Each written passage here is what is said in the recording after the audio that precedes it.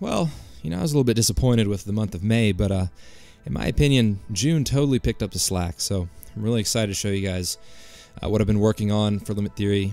This is LT Development Update number 18, June 2014. Thanks for watching. We usually start with graphics, but this month, a little bit of graphics here and there, but for the most part, I was focusing more on content and polish, so I'm actually not even going to talk about graphics. You may notice some things, some tweaks here and there, but we got a lot of stuff to talk about, so we're just going to skip straight to it. One of the big things that I spent a lot of my time on this month was something that I call zone technology. Now, zone tech, it's really heavily inspired by Freelancer. As you guys probably know, Freelancer is like my favorite game ever. And what I loved about the space in Freelancer is that it had these vast asteroid/ice/debris fields where you could just explore kind of endlessly. It wasn't that interesting per se, but you always kind of felt enveloped by all this content. Now, late last year, I showed a similar system for LT where basically the engine generated this infinite asteroid field. And you saw that as well a few months ago in the ice field. Now, what I've done this month is I've taken and refined that tech to be much more flexible, and actually now what we can do is create these what I call zones, which are dynamic content generating regions of the game where they'll automatically load and populate themselves with certain types of content, and then you can explore that content, and of course it's all procedural. So right now what I'm doing is I'm flying around a zone that is shaped like a ring, and it's around this planet to my left. So it is indeed, a planetary ring. And I'm just flying through it right now. It's composed of asteroids, and it's demonstrating the fact that LT now has the ability to create these bounded zones. So this zone does not just extend infinitely in all directions. It's populated with kind of an infinite amount of content, so to speak, but it's bounded by this ring-shaped volume, so that you have this region where you enter it and you get a certain feel and you get enveloped by these asteroids, but then you can leave it again and explore a different part of space. And so for me, this is really an interesting and important thing because I love the varied and interesting structure of space. And this month we have a lot of new ability to do that with the LT engine. Before I launch too deeply into it, I like to give disclaimers and apologize and all that. So zone tech is not completely done. A few things you'll notice: asteroid popping. It's always been a problem. It continues to be a problem. I thought I had a solution. Doesn't work that well in the presence of large planetary bodies. I will get a good solution sooner than later. Don't worry. The other thing is zones do not look great from afar. You can't even really tell that there's a planetary ring from a distance, because I don't have a good solution for viewing the zone at a distance. Only when you're in it can you really see it right now. Anyway, I will get that sorted out, certainly. But as you can see, I'm now coming out of this ring and entering this kind of clear open space. So you'll see, the dust fades and the stars come out and all that good stuff. And as I approach the planets, now I'm going to be basically in just open space. I can go back into that belt, and it'll start generating content again. Again, all of that is procedural and dynamically generated. So every time you come back to it, it will be the same, but there's a lot to explore.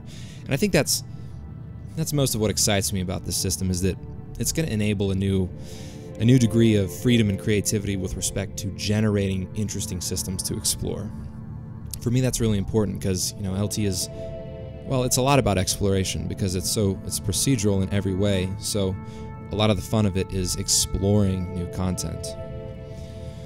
Now I'm going to go over here and check out this other zone where you can see these NPCs are shuffling back and forth. They're mining, just like we've seen in the previous few updates. We have AI going on in the background, doing its own thing, picking its own projects, and in this case, we're seeing some miners coming back from a different zone that actually has some ore-laden asteroids. Now you can kind of see it over there, but again, from a distance, it doesn't really look like the massive asteroid field that it actually is, as you'll see when we approach it. So I'm still hovering over the ring here. And what's really cool about this system that we've got this month is that it can be any shape of zone. Like the engine supports anything that you can describe with math basically can be the shape of a zone, which is really cool because it means we can generate interesting system layouts very easily. Now in this demo I've just included some spherical zones and then the one planetary ring, but you know, we can get much fancier with that. We can have really interesting stuff going on, which we will see in the future. So I'm excited about that. Notice that I'm still using that kind of artistic color grading thing that I showed or introduced last month. Really still working very nicely, I think, giving the game a really nice artistic feel. Really love it. So we're going to make our way over to this zone where people are doing some mining.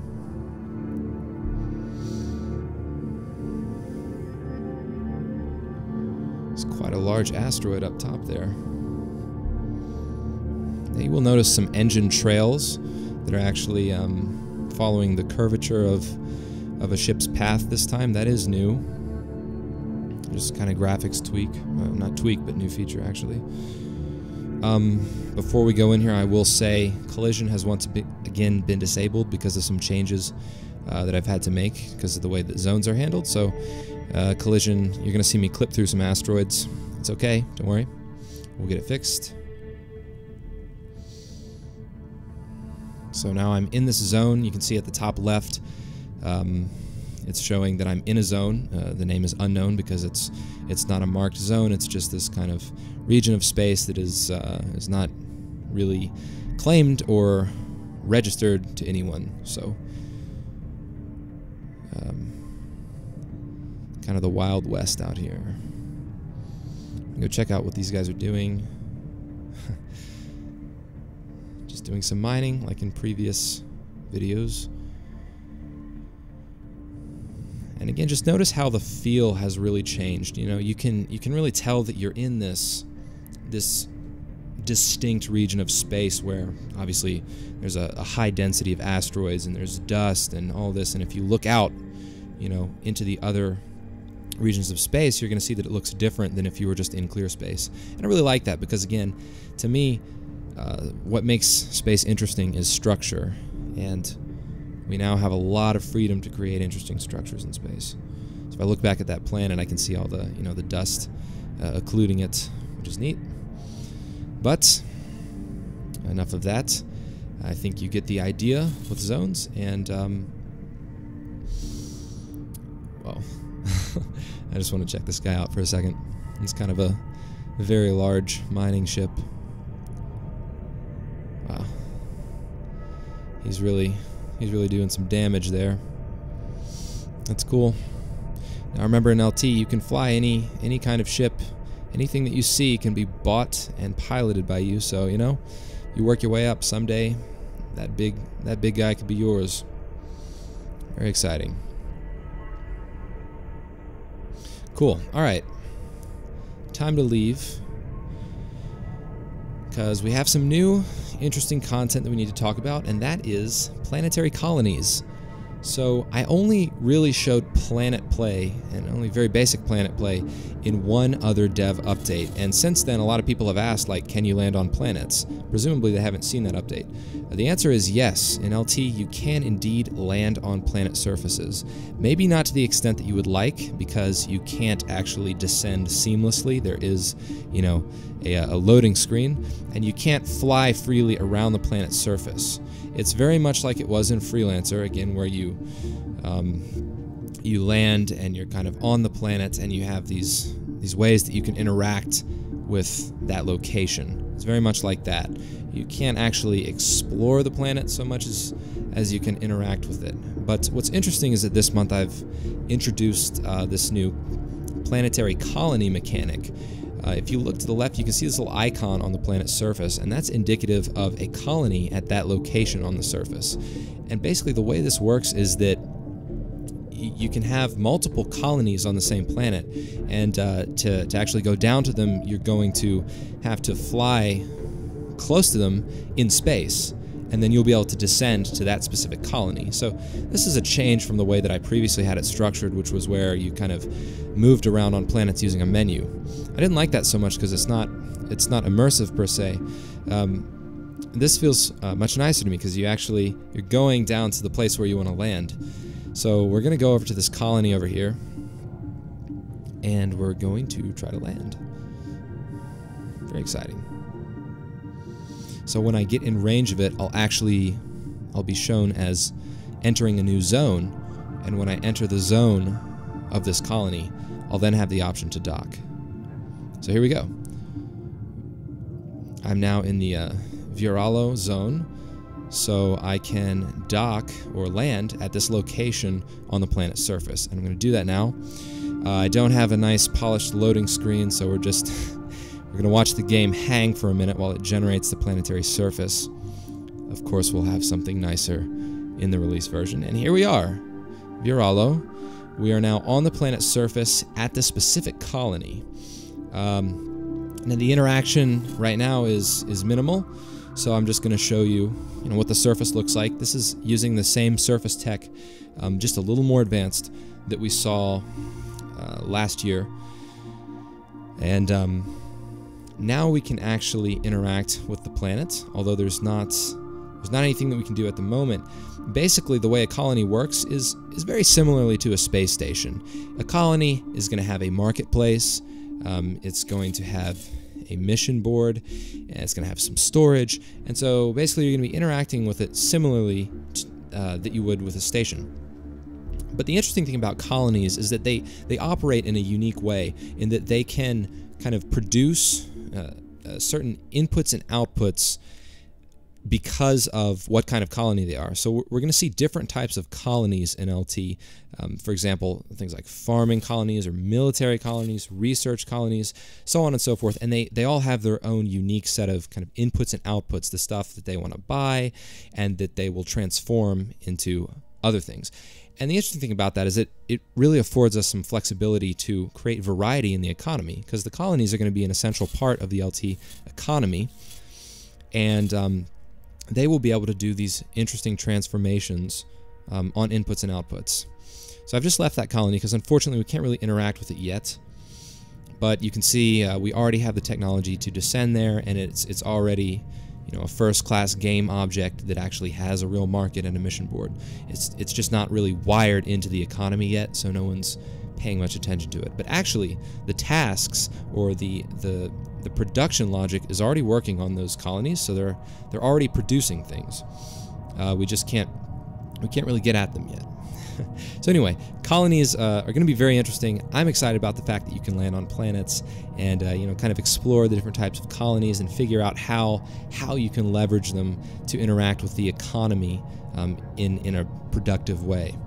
Now I'm going to go back into this planetary ring, and I'm going to fly around and do a little bit of dogfighting while I talk about something else that you can't really see but that was an important part of this month's work, and that is moddability. So the question has come up many times of whether LT can be modded. In the beginning, my answer was basically pretty much no, maybe a little bit. My answer has changed, as it does with many things. Nowadays, my answer is yes, LT can be modded to quite some extent, and the technology for that was largely developed this month because I took the data language that LT uses to encode specific sets of data, and I basically transformed it into what you might call a functional programming language. And so the LT engine now has a compiler and an execution component that allows it to execute these external scripts that can then call into the game engine and ask it to do certain things, manipulate game objects in certain ways, all that good stuff that you would expect from a scripting engine. And apparently I'm not that great at dogfighting, so I'll restart the game and try again. But anyway, so this month I was very excited about the developments with the external scripting language, because to me that's really gonna afford a lot of flexibility. LT as a game, it has a lot of tech behind it, a lot of really interesting tech, especially with respect to the procedural generation. And as much as I love playing with it and I can create some cool stuff with it, I'm sure that you guys can create even cooler things with it that I haven't thought of or just don't have the time. So I'm very interested to see what people can transform LT into using all the tech that I've developed. So that really interests me, and you know, I'm excited that that's now going to be accessible to people. So, once again, completely failed in this dogfight. But anyway, that has been developed this month, and I would call that the third kind of major component of June's work. I'll try one more time here, give myself a little bit of a bigger ship. As you can see, dogfighting's not terribly interesting yet. I'm still working on AI behaviors and, you know, the control for the player. Not perfect yet, but still quite fun. Maybe a little bit too hard, as you can see. Like many things, the combat is inspired by, guess what, Freelancer, because I loved the combat in Freelancer. I'm going to try to hide behind this asteroid, see if maybe I can get a few shots off. I don't think that's going to work. Yeah, the AI is maybe a little too accurate right now. It's pretty cool being able to fight in these planetary belts, though, and right next to a planet where you can actually go land. I really like that, just the feel of it. Oh, almost got... Oh! Wow, so close. I really almost had him. That's a shame. What can you do, though? I guess turn down the difficulty. Oh, have to restart again. But that is actually basically all that I wanted to talk about today in terms of good news. Unfortunately, I do have a little bit of bad news to break to you concerning the release date. I'm sure some of you have anticipated this, but you know, the truth is LT was slated for mid-2014. We're in mid-2014 right now, and it's just not ready, and I don't see it being ready in the next few months. And, you know, I really apologize for this, but I've decided this month that I'm going to push back the release to early 2015. Now, I could have gone late 2014, but honestly, it would kill me. It would absolutely kill me if I had to push it back one more time, so I just don't want that. So I'm going to be safe rather than sorry. I'm going to say early 2015, and we're going to say beta in late 2014. Hopefully it can be a Christmas present for the backers on Kickstarter. And that's my current goal. Again, I really apologize for these delays. As you know, this is my first attempt at producing a game, and I'm really trying to hit a high quality mark here because, well, I want it to be my dream space game. So don't want to cut any corners, and really appreciate your patience and your support. So apologies, but you know, I think it's going to be worth the wait. So thank you guys, and that's all I have for you today. Hopefully July is going to be just as exciting, and thanks for watching. I will see you next month. Have a great month. Bye.